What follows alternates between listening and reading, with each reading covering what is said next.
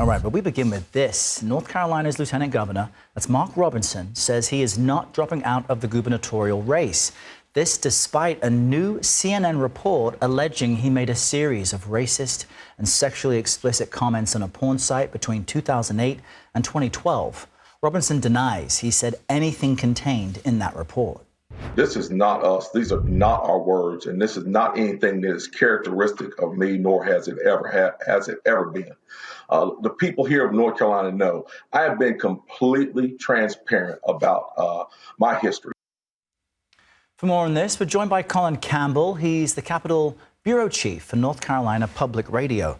Colin, just help us understand some of the incendiary comments that Robinson, is accused of having made, because it appears to be outrageous. Yeah, so these are comments posted by an account on the website called Nude Africa.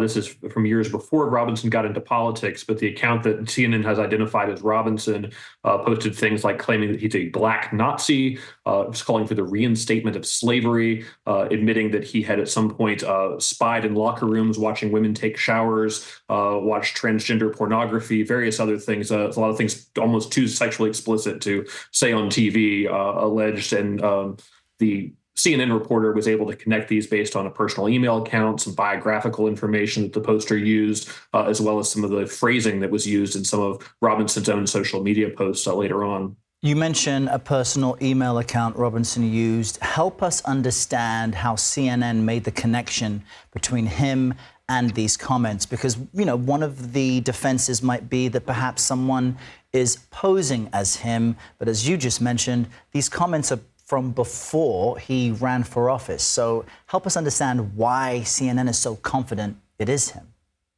Yeah, I think for these to be some kind of deep fake, you'd somehow have to both pose as him, but also poses him retroactively, made the way that it makes the post appear that they were actually been on the website since 2008, 2012. At that point, you were almost a decade before Mark Robinson entered politics. He was a factory worker that no one had heard of at that point in time.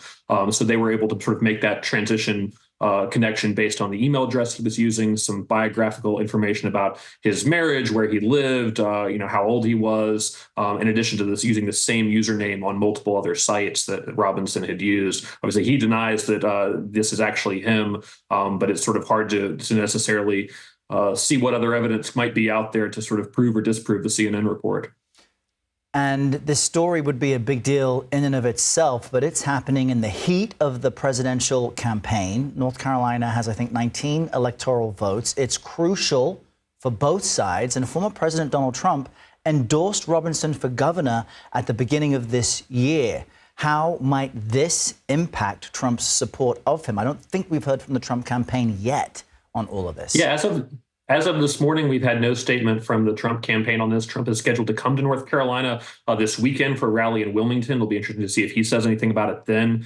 He did, as you mentioned, endorsed Robinson. He called him Martin Luther King on steroids at one point. But this is a race which has got some really interesting dynamics in the state. Even before this report, Robinson was running well behind his opponent in the polls. Trump, meanwhile, is largely tied in the state. So there's a worry that if it's really close, could Robinson drag Trump in the state and prevent him from getting across the finish line? I think that's a big concern for Republicans at this point. Colin Campbell, we appreciate you joining us this morning on this really explosive story. Thanks so much. Thanks for having me.